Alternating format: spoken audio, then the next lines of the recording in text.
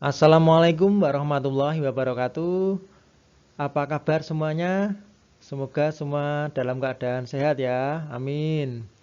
Ya, pada hari ini kita berjumpa lagi pada mata pelajaran pemeliharaan kelistrikan kendaraan ringan. Dan materi yang akan kita pelajari hari ini adalah tentang cara kerja sistem pengapian konvensional. Pengapian konvensional adalah merupakan pengembangan dari kompetensi dasar yang harus kalian kuasai, yaitu tentang sistem pengapian. Dan ini juga adalah salah satu bentuk dari tujuan pembelajaran yang harus kalian capai, yaitu siswa dapat memahami tentang cara kerja sistem pengapian konvensional.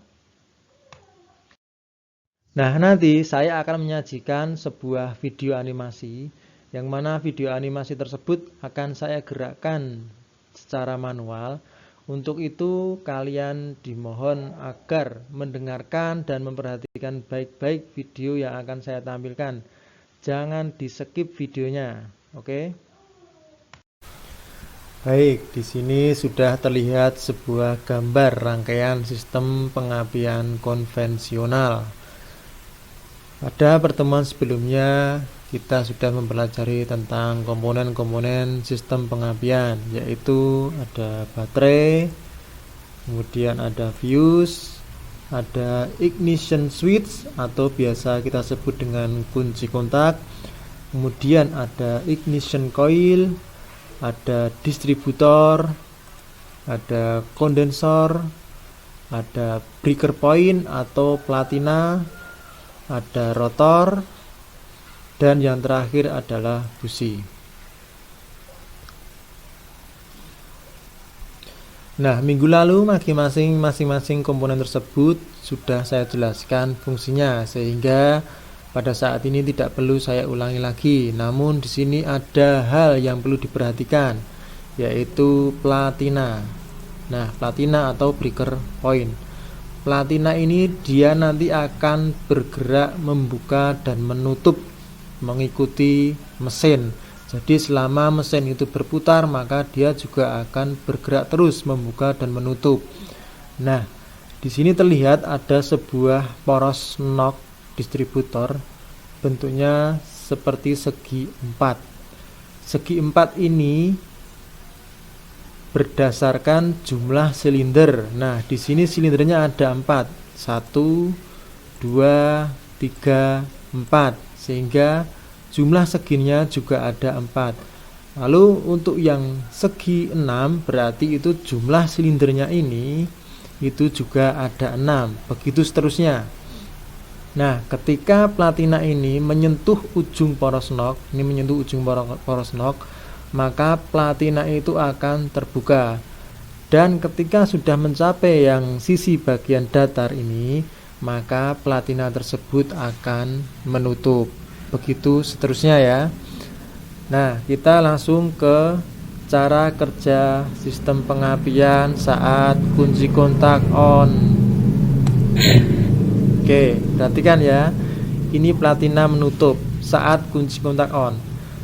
Pada saat kunci kontak on, arus dari baterai ini, arus positif ya ini mengalir ke fuse, kemudian ke kunci kontak, lalu menuju ke terminal positif coil. Nah, dari terminal positif coil ini dia diteruskan ke kumparan primer coil. Ini yang berwarna merah ini, yang melilit ini adalah kumparan primer coil. Kemudian di dalamnya lagi itu ada yang berwarna biru, berupa lilitan juga, itu adalah kumparan sekunder. Nah, di sini terlihat bahwa jumlah lilitan kumparan sekunder itu lebih banyak daripada jumlah lilitan kumparan primer. Oke, kembali ke arus dari baterai. Arus dari baterai yang sudah melewati kumparan primer ini kemudian menuju ke terminal negatif coil yang diteruskan ke platina. Nah, karena platinanya ini menutup, maka arus dari baterai tersebut, dari baterai ini kemudian langsung masuk ke massa.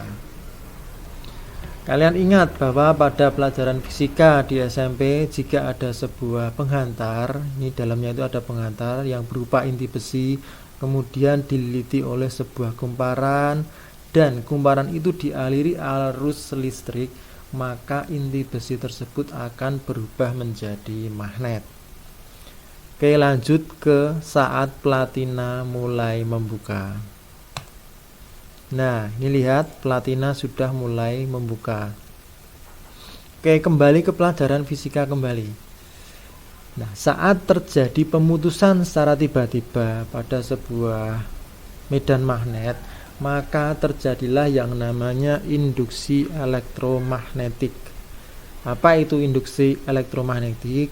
Induksi elektromagnetik adalah timbulnya arus listrik akibat pemutusan atau perubahan medan magnet yang terjadi secara tiba-tiba. Nah, di sini tadi sudah saya sebutkan bahwa di kumparan primer di kumparan sekunder ini jumlah lilitannya lebih banyak dibandingkan kumparan primer, sehingga arus listrik atau tegangan yang berada di lilitan kumparan primer ini juga akan naik karena kumparannya lebih banyak. Yang tadinya hanya 12 volt dari baterai itu meningkat menjadi 250 volt sampai 25 kilovolt atau 25.000 volt. Itulah kenapa ketika kita memegang ujung koil ataupun ujung busi, karena ini diteruskan ke busi ya endingnya, nah ini kita bisa tersetrum. Oke, kembali ke sini ya. Arus listrik yang timbul akibat induksi elektromagnetik tadi yang di dalam kumparan sekunder ini, dia menuju ke rotor. Saya ulangi ya. Arus listrik yang berada di lilitan sekunder ini, dia dialirkan ke rotor.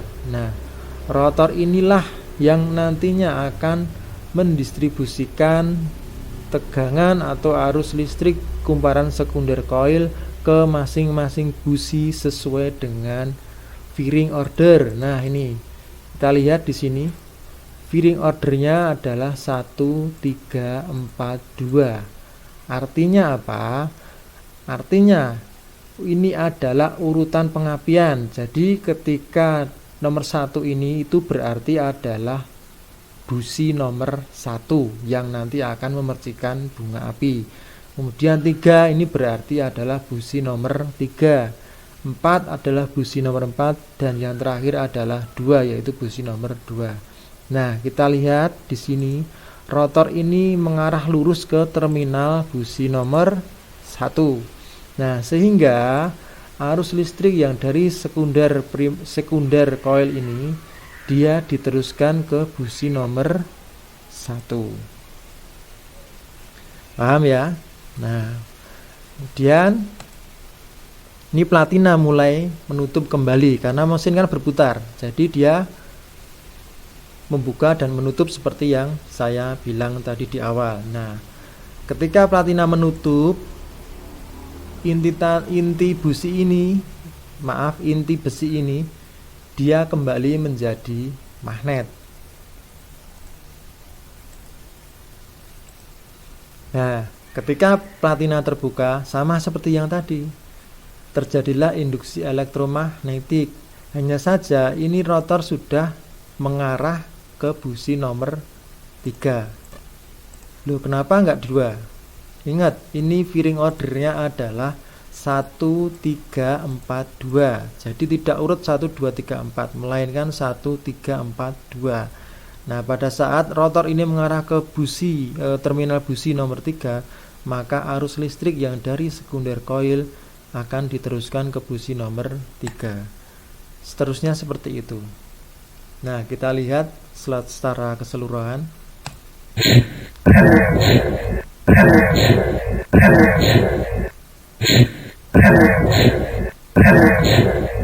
Terlihat ya, percikan busi api pada busi itu sesuai dengan firing order, yaitu 1, 3, 4, 2. 1, 3, 4, dan yang terakhir adalah 2.